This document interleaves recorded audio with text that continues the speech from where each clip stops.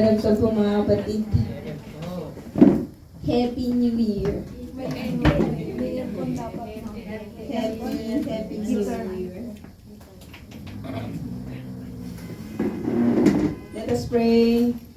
Heavenly Father, nagpapasalamat po kami, O Diyos, sa oras na ito na kami po ay makakikinig, O God, ulit ng inyo pong mga salita. Dalangin po namin ang inyo pong pagtuturo, Panginoon, sa bawat isa po sa amin. At dalangin namin na kayo pong maitaas, Panginoon, sa amin pong papag-aralan. Sa pangalan ni Jesus, sinihiling po namin ito. Amen. Pero ito po mga kapatid, minsan pa ay ipagpapatuloy po natin. Hindi po tithes and offering. Hindi pa natatanggal. Yun. Ipagpapatuloy po natin yung ating pong pag-aaral dito po sa book ng Mateo. Or itong sinulat po ni Mateo.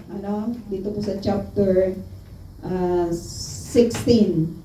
At titignan po natin dito mga kapatid, yung mga foundational, diba, na mga katuruan patungkol po sa isang tunay na iglesia. Paano mo ba ma-identify ang isang tunay na iglesia?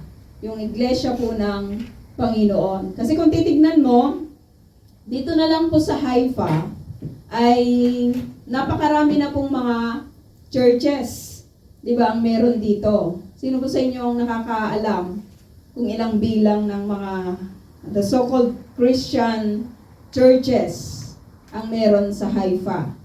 Meron dito, di ba, malapit, yung sa basement. Meron din dyan, sa may blue building.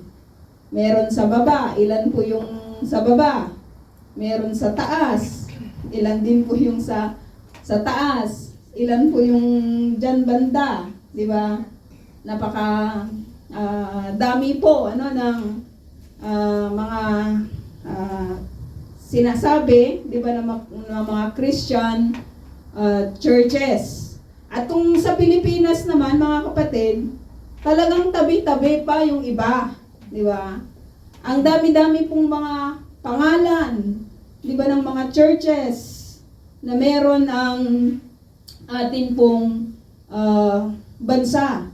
So, paano mo ngayon, paano natin ngayon makikita, kasi kung tayo po yung uuwi sa Pilipinas at tayo po ay maghahanap, di ba, ng isang iglesia, syempre ang pipiliin natin yung tunay, di ba, na iglesia.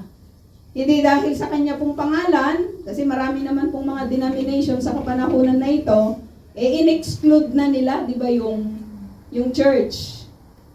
I mean to say, walang church doon sa pangalan, di ba, ng iglesia or ng fellowship. No, katulad ng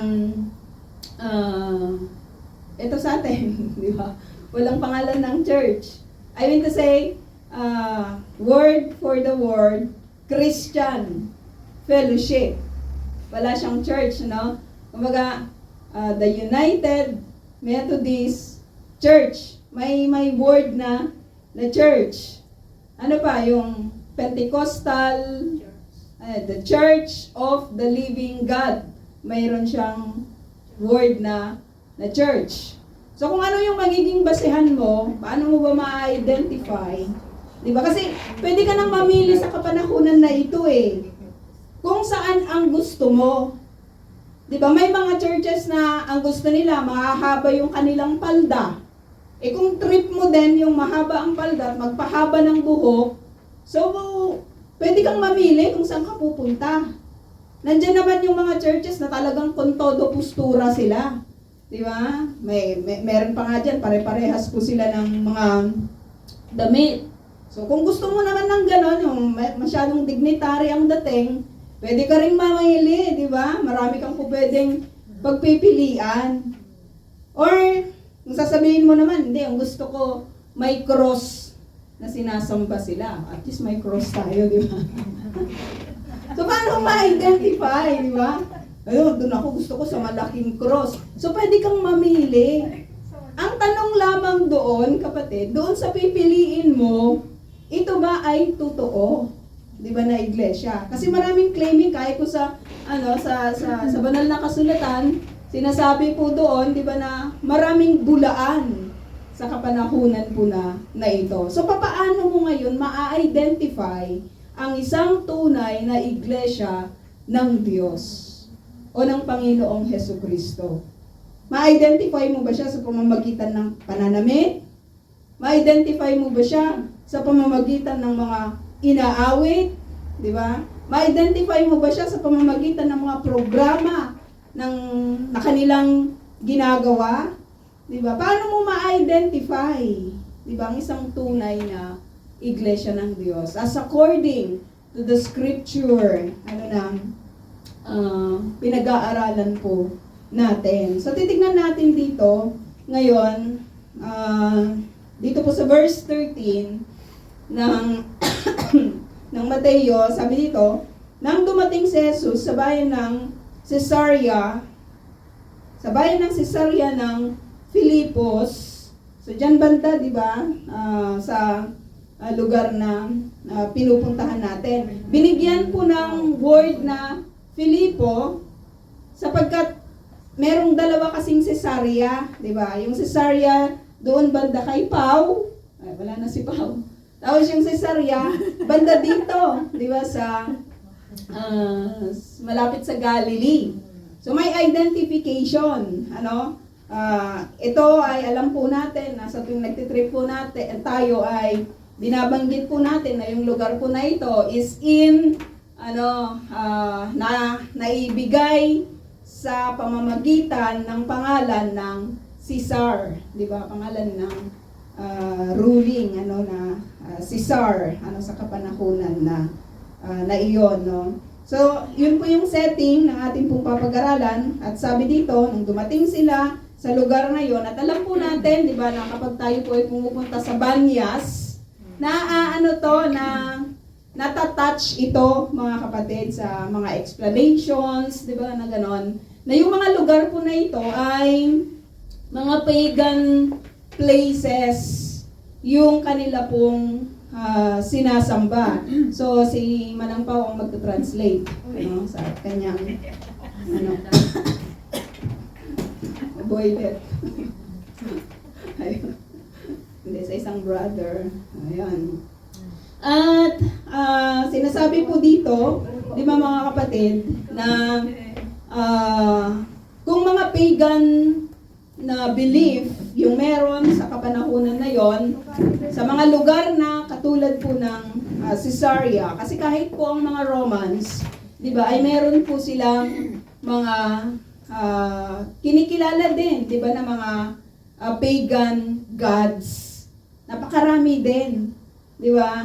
Napakarami po nilang mga pagan gods. Yung iba inuukit po nila, di ba, sa kanila pong mga walls, yung ganon. At ito po yung kanila pong sinasamba, no?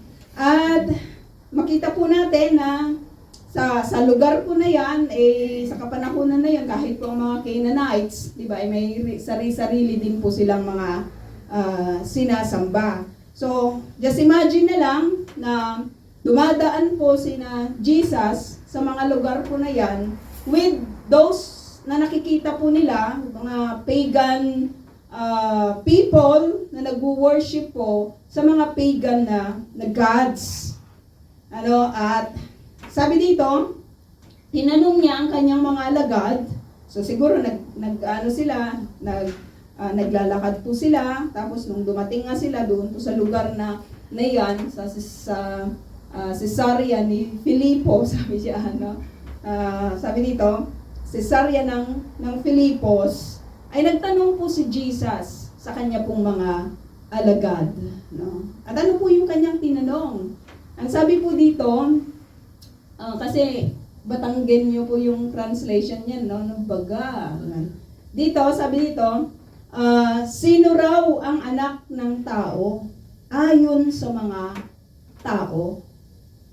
So hindi dahil sa hindi alam ng Panginoong Jesus, 'di ba, yung mga ah, sabi-sabi, di ba, napatungkol po sa kanya, kasi alam naman niya, di ba, yung kung ano yung sinasabi sa kanila. Sa kanya, yung mga religious leaders, ang sinasabi, siya ay si Beelzebul, no? Siya ay, ano ba yung mga sinasabi, ano pa tungkol sa kanya, no? Siya ay anak ni Joseph, siya ay anak ni Mary, yung kanyang mga kapatid ay kasakasama nila. So, ganun po yung ibang identification, di ba, sa atin pong Panginoon. Pero, sa pagkakataon po na ito, ay tinanong po ni Jesus sa kanyang mga alagad kung ano ang pagkakaalam nila o pagkakarinig nila tungkol sa sinasabi ng tao patungkol kay Jesus. Kasi kahit naman sa kapanahunan natin ngayon, mga kapatid, kung tayo po ay magtatanong, di ba, sa mga tao, magtatanong sa kahit na sino man sa atin, o kahit pumunta man tayo sa labas, kung sino si Jesus sa kanila, iba-iba po yung kanilang itutugon. Di ba? Iba-iba yung kanilang sasabihin, ano? Iba-iba yung kanilang stand, ano, pagdating po sa Panginoon. At ito yung sagot, di ba, ng mga alagad. Sabi niya, sumagot sila, ang sabi po ng ilan, kayo po si Juan na taga-bautista. Kayo si Juan na nagbabautismo. Yun yung pagkakaalam ng iba. Diba, sa mga tao na kanilang nadadaanan, sa mga tao na kanilang nakakausap, no, sa mga tao na kanilang namimit, si Jesus para sa kanila ay si John the Baptist. Kasi di ba sinasabi sa scripture na itong si John the Baptist ay siya yung magpipave, di ba, ng way, siya yung maglilinis ng way bago dumating ang Panginoong Jesus. At binanggit din ng kahit yung reigning na ruler sa kapanahunan na iyon, na si Herod, Prince Unipastora, ay sinasabi niya, di ba, na si John the Baptist ay si Elijah. Di ba? Pero nakakatuwa na binabanggit ng mga tao, may nagbabanggit din na ang Panginoong Jesus ay si John the Baptist. No? Ano yung kanilang mga maaring basihan or ebidensya kung bakit sinasabi po nila na si Jesus ay si Juan Bautista. Pero yun yung pagkakaalam nila. At sabi dito, ang sabi naman ng iba, hindi lang kayo si John the Baptist, sabi niya, kayo daw po si Elias o si Elijah. Kasi binanggit sa napag-aralan natin sa Old Testament na may babalik ulit with the power, di ba, ni Elijah. So sabi siguro ng mga ilang marurunong din sa kapanahunan na yon, dahil si Kristo, nakita nila, naggrabe po yung power, nagpapagaling, di ba? Sumusunod sa kanya yung hangin, marami siyang mga ginawang mga wonders and miracles. Katulad po ni Elijah sa Old Testament, sinabi nila, ito na yun si Elijah. Dumating ulit, di ba, si Elijah. So magkakaiba sila ng pagkakilala, di ba, sa Panginoong Jesus. Merong Juan Bautista, merong si Elijah, at sabi naman ng iba, at may nagsasabi din, sabi dito, na kayo daw po si Jeremiah. Di ba? Kayo daw po si Jeremias. O, sabi dito, o isa sa mga propeta. Hindi masyadong alam ng mga tao na ito kung sinong propeta na yon, pero sa tingin nila ay isa kayo sa mga propeta. Isa kayo sa mga propeta. O kaya si Jeremias, o kaya si Elias, o kaya si Juan Bautista. So sabi dito, mga kapatid, at ito po yung pinaka-importante. Sabi dito, tinanong ulit sila ni Jesus, ngunit para sa inyo, sino ako? Para sa inyong mga alagad, sino ako? Yun po yung pinaka-importante mga kapatid, that in every church, natitignan po natin, every church na a-attendan po natin, every church, sa isang lugar, kung tayo po ay papalarin na makakapag-ibang bansa pa, kung sino po sa inyo yung nagnanais pa, di ba, na makapag-ibang bansa, no, aside from dito po sa Israel, ito po yung lagi nating tatandaan, di ba, na kung maghahanap tayo ng isang iglesia na pupuntahan, hindi yung basta na lang tayo pasok ng pasok. Hindi gano'n, no? Piliin natin kung ano yung tunay na iglesias according, di ba, sa scripture. Ano yung pagkakakilala nila sa Panginoong Jesus? Importante yon. Sino ba si Jesus sa kanila? Isa ba siyang prophet? Isa ba siyang manliligtas? Isa ba siyang Diyos? Isa ba siyang tao? Kasi kahit sa kapanahunan na ito, may nagsasabi na si Jesus ay isa siyang tao. Isa lang siyang tao. Meron din nagsasabi na isa lang siyang propeta. At hindi nila sinasabi na siya ay Diyos. So una nating titignan, sino si Jesus sa iglesia na iyon? Sino si Jesus sa iglesia na iyon? Sabi ni Jesus, ngunit para sa inyo, sino ako? Sumagot si Simon Peter, sabi niya, kayo po ang Kristo, ang anak ng Diyos na buhay. Isa sa mga foundation ng isang tunay na iglesia, mga kapatid, ay yung yung kanyang confession sa Panginoong Hesukristo. Tama yung kanyang pananaw sa Panginoong Hesukristo. Na si Kristo ay, sabi dito, anak ng Diyos na buhay. Importante yon.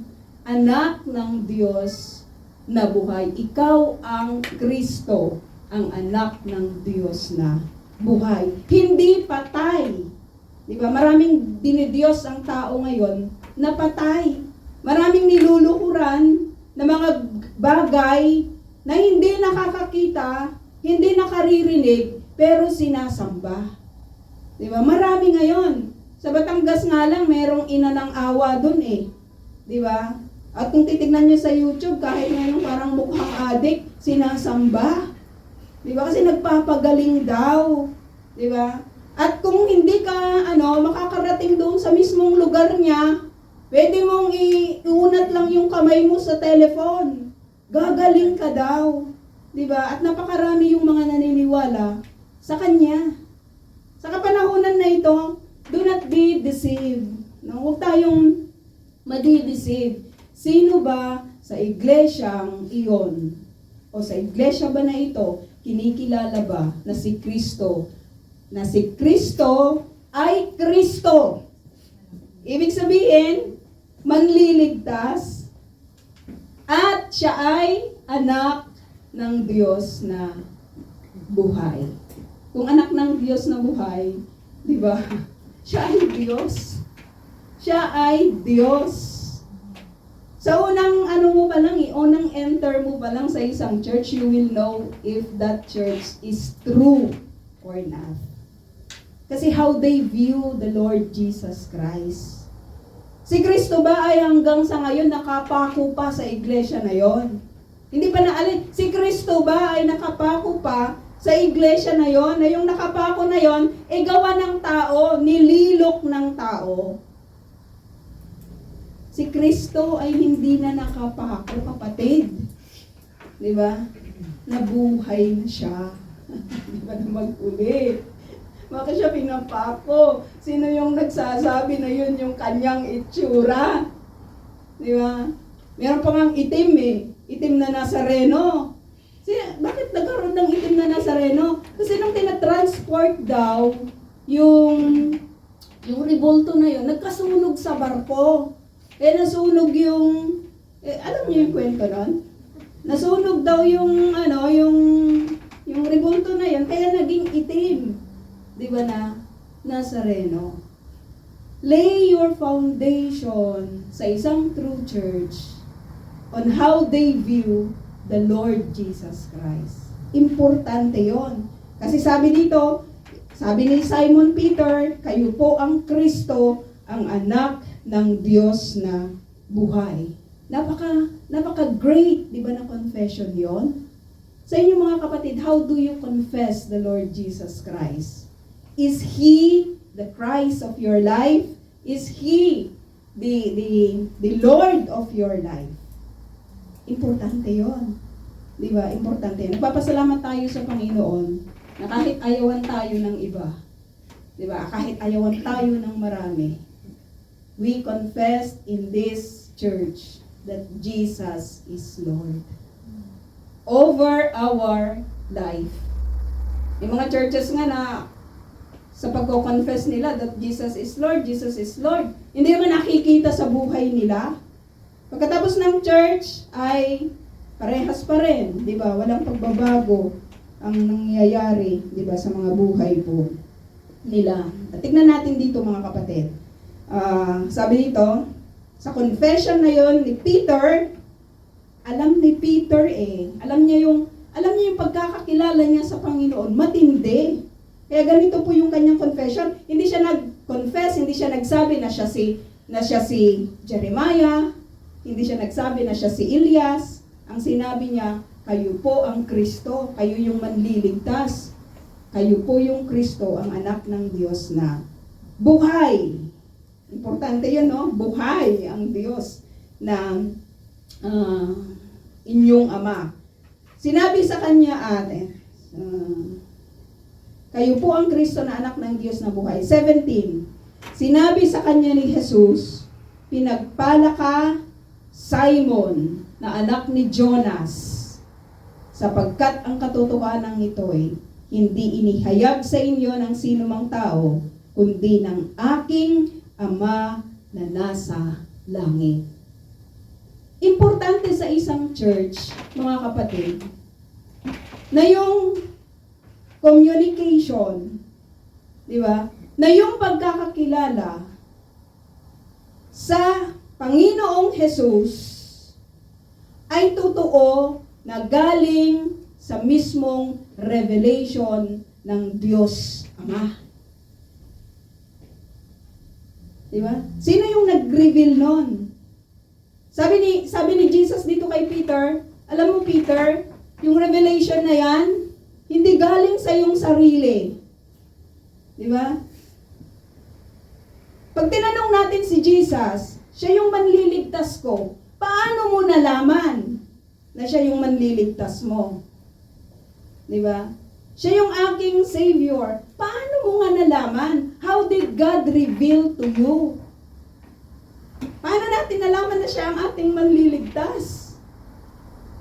Kasi ni-reveal ng totoo ng Diyos sa atin kung sino ang ating tagapagligtas. Ang Diyos mismo ang nagpakilala na si Kristo yung manliligtas.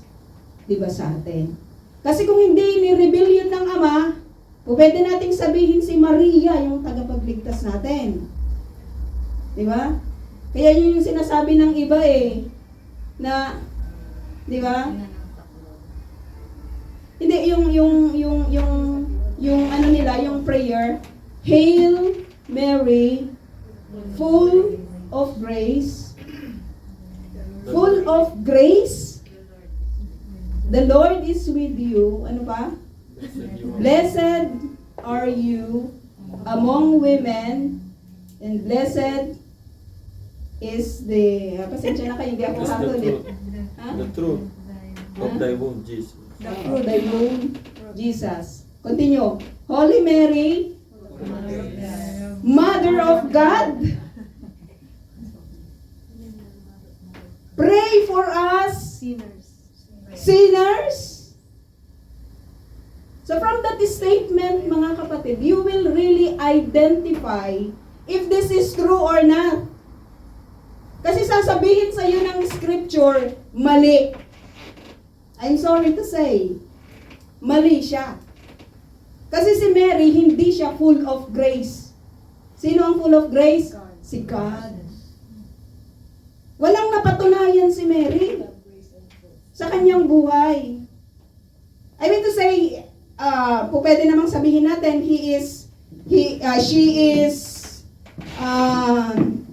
obedient to God. Diba? He's obedient kasi ginamit yung kanyang buhay. Papaano? Bibigyan ko kayo ng logic, Kung sa kapanahunan, kunyari natin ngayon, ipapanganak ang Mesaya. Tapos pinili niya ako. At sabi ko, okay Lord, isisilang ko sa'yo. Sisilang ko ang Mesaya. Does it mean to say that I am God? Does it mean to say that I am full of grace? Or I am also a person needed? I am a person na mangangailangan sa grace ng God. So you can see the difference we can see really the difference. Alam mo, madedenggoy ka lang if you will not study the scripture. You not study the scripture. The scripture doesn't say that Mary is God. Diba? Hindi siya mother of God. Mother siya, pwede naman sabihin natin, mother siya ni Jesus Christ. Diba? Pero, sa personhood ni Jesus, diba, he is 100% human and 100% God. Walang kinalaman doon. Mali yung prayer na yon. So, every time that we confess the Lord Jesus Christ, diba, dapat manangan tayo sa totoong nagsasabi kung sino ang ating Savior. Si God lang yung nagsasabi noon. Kaya sabi ni Jesus dito, alam mo Peter, tama yung sinabi mo. Hindi dahil sa alam mo, hindi dahil sa sinabi sa'yo, kundi, sabi dito, yung katotohanan na ito na sinabi mo na ako ang Kristo at ako ang anak ng Diyos, ay sabi niya, hindi ito inihayag ng sino mang tao, kundi ng aking Ama na nasa langit. Si Father God pala ang nag-reveal nito. So every time pala that you come to the knowledge of truth regarding the Lord Jesus Christ, of who He is, di ba? Si God yung nag-reveal sa'yo. Si God yon. So kung ni-reveal iyon ng Father, ano ngayon ang iyong ire-response? Diba? Ano yung iyong ire-response? Every time na nagpi-preach po ang mga preachers po dito, sinasabi po nila na si Jesu Cristo ay Lord. Ang Jesu Cristo ay Diyos. Ano yung inyong response? Diba? May kirot po ba sa ating pong mga puso every time that we do, di ba, yung mga hindi po nakalulugod, di ba, ayon doon po sa salita ng Panginoon. Importante yun, di ba mga kapatid? So let's continue. Sabi dito, so hindi lang ang isang tunay na iglesia, hindi lang siya dapat nakikita sa kung ano yung confession niya tungkol sa ating Panginoong Jesus, dapat nakikita din, di ba, yung mga revelation na yon mula sa Ama. At walang iba tayong resources na po pwedeng hanapin or wala tayong ibang po pwedeng basahin patungkol sa Diyos na ito at yung kwento ng Diyos na ito maliban sa ibinigay na sa atin sa Bible. Wala nang iba. Ano yung sinasabi ng Diyos na ito? Kaya nga every time na nagwa-Bible study tayo, tinitignan lang talaga natin yung kalakihan ng Diyos na ito. I don't know bakit marami yung hindi nagpapahalaga sa Bible study. Ang ganda-ganda kaya kapatid, kasi we are studying kung sino si God. At ano yung kanyang sinasabi patungkol sa kanya. Importante ang Bible study. Di ba? Para hindi tayo nadedenggoy ng kahit na sino man. Ito, tingnan natin. At, sabi dito, sinasabi ko sa'yo, ikaw ay Pedro, sabi niya, at sa ibabaw ng batong ito, ay itatayo ko ang aking iglesia. The first time na mababasa po natin sa New Testament ang word na iglesia. At ang kapangyarihan ng kamatayan ay hindi magtatagumpay laban sa kanya. Sabi ni Jesus, yung confession ni Peter na si Jesus ay Kristo at siya yung anak ng Diyos na buhay, ito ay matibay na foundation. Ang katulad niya ay isang matibay na bato. Rock. Ikaw ay Peter. Sabi niya, ikaw ay Pedro. Kasi ang pangalan ni Pedro means rock. Diba? Si Cephas means rock. Yun. So ikaw, anong meaning ng pangalan niyo? Diba? Si Peter, ang meaning ng pangalan niya, rock. Solid. Diba yung, dito sa Israel kasi, matitibay yung kanilang bato eh. Diba? Talagang matibay yung kanilang bato. Ang pangalan ko supposed to be is Medalline kasi pinangalan ako sa medal. Diba? Ganun. Pero nagkamali sa kaartehan, sa pagrehistro, yung A naging E. Yon. Ang basa nila, diba yung A sa kapanahunan na yon, diba yung mga ganon. Ang basa po ng registrar, E yon, kaya naging Meda. Naging Mede. Yun yung pangalan ko. Pero dito mga kapatid, itong si Peter, ang ibig sabihin nito ay rock, yung kanyang pangalan. So sabi ni Jesus, sa ibabaw ng batong ito, sabi niya, ano yung binabanggit niyang bato? Yung foundation. Di ba na si Kristo ay Kristo at anak ng Diyos. Mula doon sa foundation na yon, mula doon sa confession na yon, mula doon sa statement na yon, sabi niya, itatayo ko ang aking iglesia. Walang sino man na pwedeng magtayo ng iglesia, kapatid. Ang daming nagsasabi, tinayo ko ito. Itong iglesia na to, ako yung founder nito. Kung wala ako, hindi ito naging iglesia. Walang ganon. Alam mo kapag itinayo ng tao yung isang iglesia, hindi magtatagal yan. Nakikipag-compete siya sa Panginoong Jesus. Kasi ang sabi ni Jesus, siya mismo yung magtatayo ng kanyang iglesia. Si Jesus mismo ang magtatayo. Di ba? Ng kanyang iglesia. Itatayo ko, sabi niya, ang aking iglesia mula doon sa confession na si Kristo, na ako na si Kristo, sabi ni Jesus, ay Kristo at anak ng Diyos na buhay. So when you enter a church, ito yung lagi nating tatandaan. Unang-una sa lahat mga kapatid, si Jesus ba yung Lord dyan? O may iba silang sinasamba? O may iba silang itinataas? Oo, si Jesus sinasamba namin dito, pero meron kaming mini saint or mini God, di ba? Pagtingin mo sa isang church, you will really identify sino ba yung, ba't ang daming mga mukha dito? Diba? Ba't ang daming mga dito, mga nakalagay dito na iba-iba, no? Yung mga iba kung ano-ano lang talaga yung kanilang dinedecorate, diba, sa kanilang mga churches. Kapag si Kristo ang nagtayo ng sarili niyang iglesia, diba, ang foundation doon ay si Kristo yung Lord, si Kristo yung manliligtas, si Kristo ay anak ng Diyos. That's it. That's it. So, pasado po ba ang iglesyang ito, mga kapatid? Pasado po ba ang iglesyang ito? Na pwede nating sabihin na totoong iglesia ng Diyos ayon sa Scripture. Diba? Amen? May amen po ba doon? Amen. Si Kristo ba yung ating manliligtas? Amen. Diba? Si Kristo po ba yung si Kristo po ba ay anak ng Diyos? Kinikilala po ba natin yon? Na anak siya ng hindi lang basta Diyos, kundi tunay na Diyos. So sabi niya, so maliwanag po sa atin na walang kinalaman si Peter at ang kanyang manok. Di ba?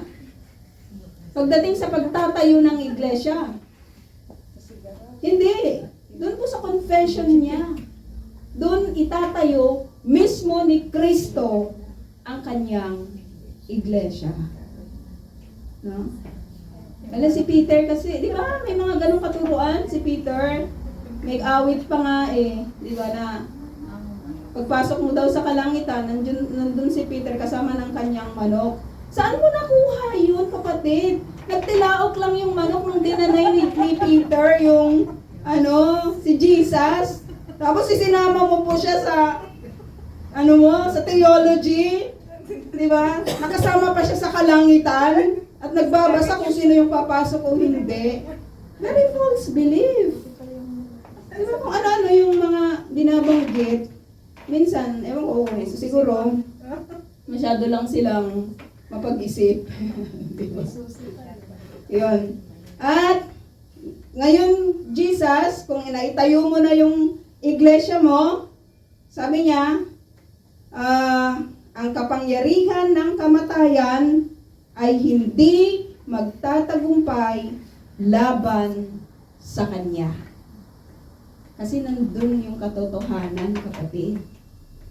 We are everyday, sa buhay natin, we are in battle sa darkness. Laging ganon, sa false belief, sa darkness. Subukan mong mag-preach ng repentance. At subukan mong sabihin sa mga tao na makasalanan siya. Ayaw na ayaw ng taong mapakinggan na makasalanan siya. Ang gusto niya, pag i-preach mo si God, ang gusto niya loving si God. At hindi siya nagko-condemn ng sin. Ang gusto niya, ang gusto ng marami, pag i-preach mo si God, generous siya. Nagbe-bless siya. Di ba? Ganun yung binabanggit ng ibang mga churches. Pag i-preach mo si God, dapat okay lahat. Pwede kayo lahat dito, adik ka man, nangangalunya ka man, 3 man yung asawa mo, di ba? Nag-fornication ka man and everything. Okay ka, okay, tanggap.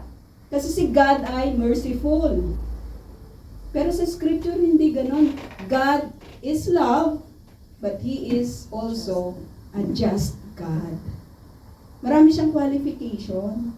Subukan yung basahin ang scripture, kapatid, at titignan natin ano ba yung gusto ng Diyos na ito at ano yung ayaw niya. Kasi kasi ito ang tatandaan natin, ito yung talagang importante, di ba? Hindi ka dadalo sa church upang magbigay ng iyong contribution. Di ba? Kasi ang Lord yung nagbigay, ang Lord yung nagtayo ng kanyang iglesia, He will sustain it, He will support it, He will do everything. Kaya sabi niya, hindi ito mawawalan, di ba, ng kapangyarihan at magtatagumpay ito laban sa lahat ng kasamaan or sa lahat ng kamatayan. Pupunta ka sa church upang mapakinggan mo kung ano yung gusto ng Diyos. Susunod ka man o hindi yun problema ng Diyos, problema mo. Dumadalo tayo dito sa church, kapatid, hindi upang i-feel mo ako, Lord, i-blessed mo ako, Lord. Hindi ganon. Hindi ganon ang mindset. Minsan may narinig tayo na, mag-church ka naman, di ba, para mabawas-bawasan naman yung kasalanan mo. Ganon yung view nila sa church. Pero ang meaning ng church, kapatid, it is a group of believers na walang ibang kinikilala at kino-confess maliban kay Jesucristo na Diyos. At nakikinig tayo kung ano yung nais ng Diyos na ito every time that we attend the church. Every time na nag-a-attend tayo sa iglesia na ito. Kasi mag-attend man kayo o hindi, diba? Kawalan ng tao. Kawalan lang talaga ng tao at hindi kawalan ng Diyos ang tao. He can create He can create anytime ang maraming tao di ba, na susuport, di ba, sa kanyang, hindi magsusuport, dadalo, di ba, sa kanyang iglesia. Huwag nating iisipin na kaya tayo nagbibigay, dahil sinusuportahan natin ang iglesia. Di ba? Grabe naman. Mas mayaman tayo kaysa sa Diyos na nagtayo. Nagasuporta tayo ng Diyos. Hindi. Nagbibigay tayo, kapatid, sapagkat yan ang sinasabi ng Diyos sa atin. Di ba? Upang bakit tayo nagbibigay? Upang i-acknowledge natin. Yun yung pinaka-main reason. Nagbibigay tayo kasi we wanted in our life to acknowledge that God is the source of everything. Siya yung source nito. Lord, nagbibigay ako kasi ito binigay mo. Kasi kapag ganun yung puso mo, mababantayan mo na hindi ka magmataas sa Panginoon. Hindi dahil, nagtrabaho ako dito, Lord, ang hirap-hirap nga ng trabaho ko, sa akin to. Hindi. Ang Lord yung nagbigay sa iyo ng source na yon, di ba? Ang Diyos ang nagbigay ng sources ng income, di ba? Sa bawat isa po sa atin. And every time we give back to God, hindi yun dahil sa kailangan ng Diyos. Dahil nire-remind mo ang sarili mo na siya yung source ng lahat ng bagay. Magkaiba yun, kapatid. Magkaiba yung basta nagbibigay ka lang, kung kailan mo gusto, kaysa yung subukan mo na i-pattern ang buhay mo sa pagbibigay ayon sa nais ng Diyos. Kasi may pangako yun I will open the windows of heaven, di ba? Upang i-pour out sa inyo ang masaganang pagpapala. Siya ang nangako nun, hindi tayo. Hindi ang church. Di ba? Hindi ang church. So magkaiba, no? Magkaiba ang pagtingin ng mga tao patungkol sa mga churches. Ewan ko sa inyo, how do you view your church? At kung tatanungin mo naman, kasi sister, ang church ko sa Pilipinas. Di ba? Hindi dito. Kaya hindi ako masyadong nagbibigay dito. Doon ako nagbibigay. You don't understand the meaning of church. Uulitin natin. It is a group of believers, di ba, with their common confession that Jesus is Lord. Di ba? That Jesus is the Christ and He is the Son of the living God. So with that statement, sa Pilipinas ba yung gathering mo? Grabe, parang immortal kapag ganon, di ba? Parang, hindi, immortal ba? Immortal, no? Yung parang, nandun ka na sa Pilipinas, di ba? Pag araw ng pagsamba. Hindi nandito pa. Di ba? Kung saan ka nakatapak. Kaya piliin mo kung saan ka dadalo. Sinabi ko nga kanina, kung gusto mo ng mga mahahabang mga book, meron din naman dyan, mga nagbababa, nakakulay puti yung kanilang mga damit. Pero ang tanong doon, is it a true church or not? Diba? Sabi dito, ibibigay ko sa iyo ang susi. Ito na naman.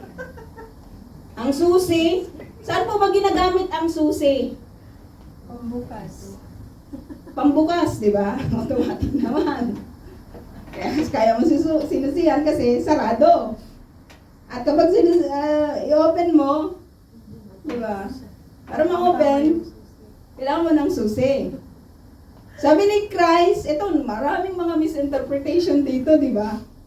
Sabi niya, ibibigay ko sa iyo ang susi ng kaharian ng langit. Sabi nila, ibibigay daw kay Peter. Paano naman yun? Di ba? Kaya nga sinama yung manok. Di ba? Kasi sabi nila, through kay Peter, magkakaroon tayo ng kaligtasan. Sabi nila. Pero ito ba yung sinasabi ng scripture? Di ba? Yung susi sa kaharian ng langit, kung gusto mong makapasok sa kaharian ng langit, anong gagawin mo? You will confess the Lord as your Savior, that the Lord is Christ. Ulitin natin ulit, kasi yun yung pinaka-foundation that the Lord is the Son of the living God. Kung hindi siya yung susi, kung hindi si Kristo yung susi mo to enter heaven, hindi tayo makakapasok. I am the way. Kasi sabi niya, o narinig ko, sinabi ni Jesus, I am the way, the truth, and the life. Walang makakapunta sa Ama, kundi sa pamamagitan niya.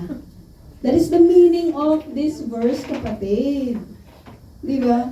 Mula doon, ibibigay ko, sabi niya, if you confess, ibibigay ko sa iyo yung susi. You can open heaven with that confession.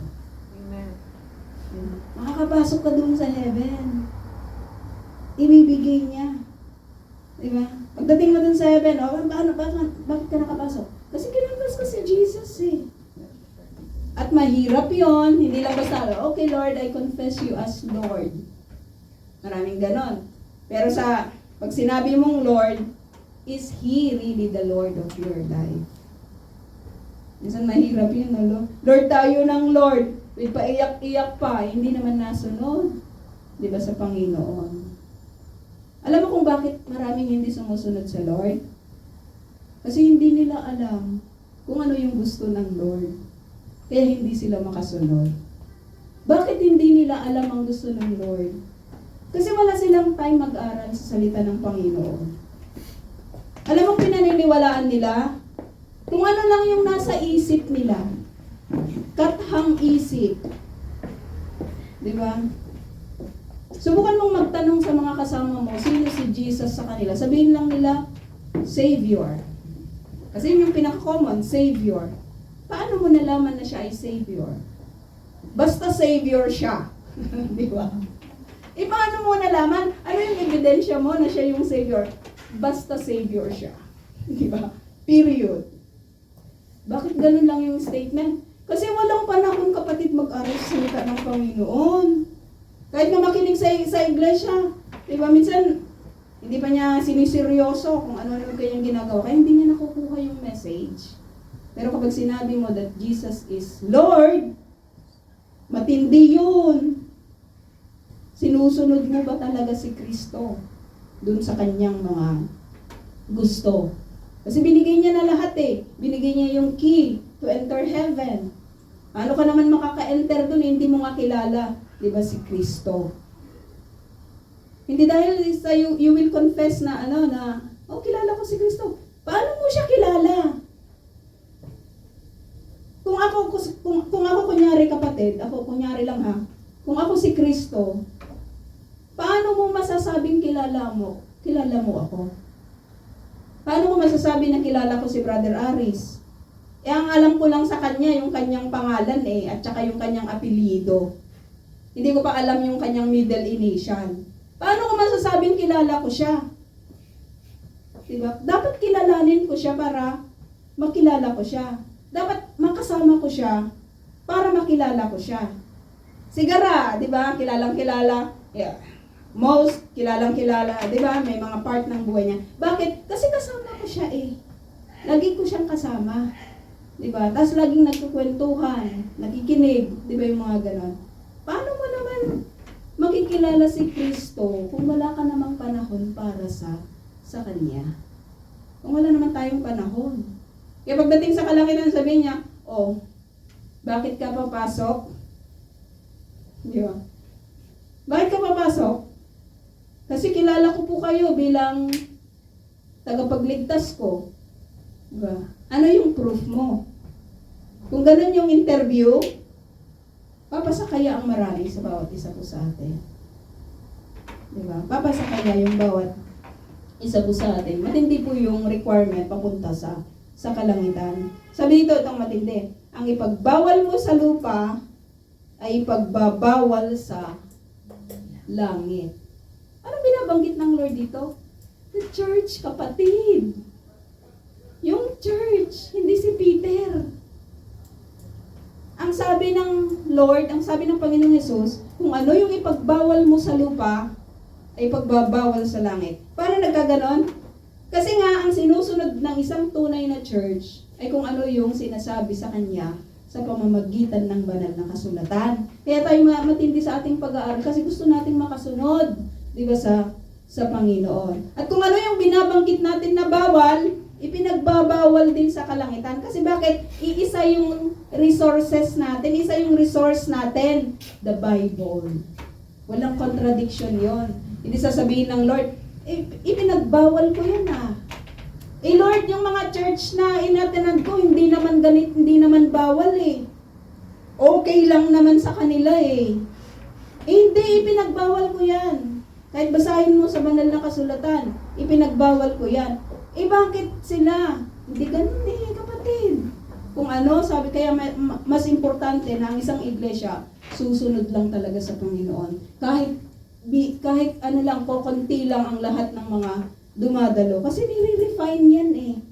Nire-refine ang bawat isa pong, di ba, sa atin. Kaya kung ano yung ipinagbawal dito sa lupa, ipagbabawal din sa langit, hindi pwedeng mag-contradict. Lord, pinayagan ako sa church eh.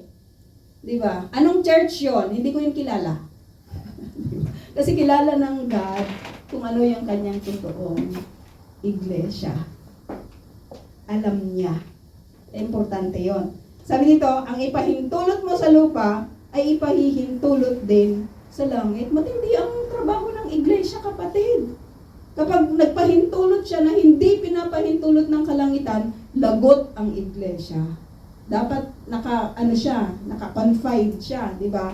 Doon sa kung ano yung pinapahintulot ng kalangitan. No? Kaya maintindihan nyo na kapag ang church na ito ay masyadong mahigpit. Kapatid, kasi hindi atin to. Nagtatrabaho lang tayo dito. Di ba? Pumupunta tayo dito kasi gusto nating matutunan kung ano yung pamantayan ng Diyos. Hindi yung sasabihin, kagagalitan pa yung mga leader, masyado silang maigpit, akala mo naman kung sino sila na righteous and whatsoever. Hindi! Nasunod tayo sa Panginoon kasi kahit yung mga leaders, kapatid, nagsisikap din yan na makasunod sa Panginoon. Kasi yun yung dapat na kalalagayan, di ba, ng isang iglesia. At sabi dito, at mahigpit niyang iniutos sa kanyang mga alagad na huwag sabihin kanino man na siya ang Kristo. Matindi yun, pero wala na tayong oras, no? Yun na lang ang tatakyan sa susunod na. Bakit naman ganun? Bakit hindi sasabihin? Anong problema ni Kristo dito? Di ba dapat ipahayag? Di ba? Pero bakit naman sinasabi niya na huwag niyong sasabihin ha, yung confession na yan sa ibang tao. Kung gusto niyong malaman ang kasagutan, di ba? Bumalik po kayo next week. So let us pray. Salamat po, Diyos, sa inyo pong mga salita, O God. Salamat sa lahat ng aming pong mga napag-aralan. At salamat sa katuruan, Panginoon, patungkol sa inyong tunay na iglesia. Dalangin po namin na ang bawat isa po sa amin ay tunay na makita ito, Panginoon, pangalagaan ito, mahalin ito, Panginoon, sa mga buhay po namin. Sa inyo pong papuri at pasasalamat. In Jesus' name, Amen.